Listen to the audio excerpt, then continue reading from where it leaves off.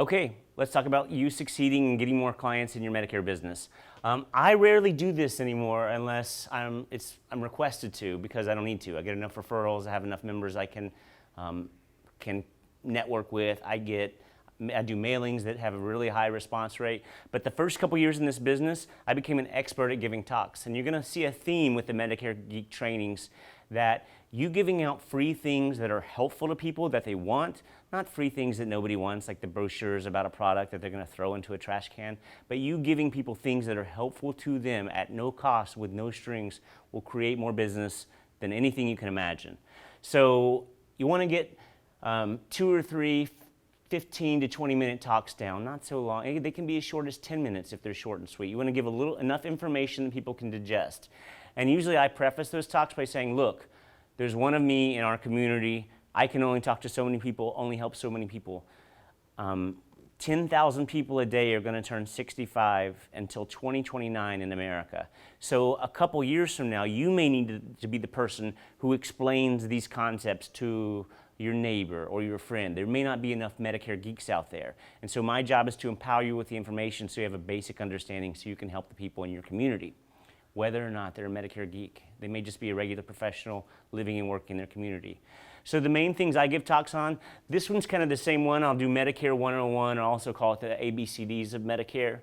And the other one I'll also do is how long-term care works and how to pay for it, because these are two areas that most Americans, definitely those not receiving Medicare yet, but even those receiving Medicare are painfully uneducated about. And just the basics of what Medicare A is, what Medicare B is, how supplements work, what Medicare Advantage plans are, how Part D works, those things, little chunks of digestible educational information to those people will make them see you as an expert, and you'll be the person they think of when they or a family member has a question. These are not sales presentations. If you've done your AHIP, you know there's a real distinction between an educational and a sales presentation. You want to get really good at educational presentations.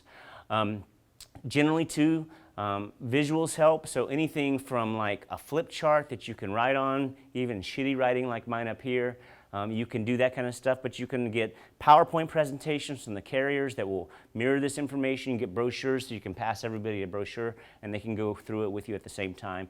Get something visual for them. And then who are you going to talk to? What groups might be interested? You'd be surprised. Every Rotary Club in the country has a meeting every week, and they always have a speaker for about 20 minutes. There's senior groups in your neighborhood. Zonta is basically the female version of Rotary. AARP has local chapters, or they're looking for speakers. Churches sometimes have senior groups that want to know stuff. Professional meeting organizations. We have a business organization, our county seats, local business chapters asked me to come speak. Lots of people have groups of people that they get together regularly and they want to give them some helpful information. So if you do an educational non-sales presentation, people will be begging for you to come and talk to their group. As I've said previously, take cards and free shit.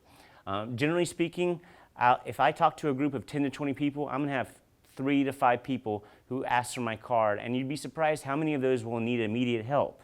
Sometimes they're thinking about getting Medicare, but they're not quite there yet. Sometimes they're a business owner who's still paying for commercial insurance for themselves, but could get Medicare insurance much cheaper for them if they're over 65. Sometimes it's an adult child who is managing these things for their elderly parent. Sometimes it's a neighbor who knows their neighbor needs help with it and they need a resource. So if you go give people good information, you present yourself as a Medicare expert, you give them some free stuff and make them feel good about themselves, they will call you and you will get referrals forever.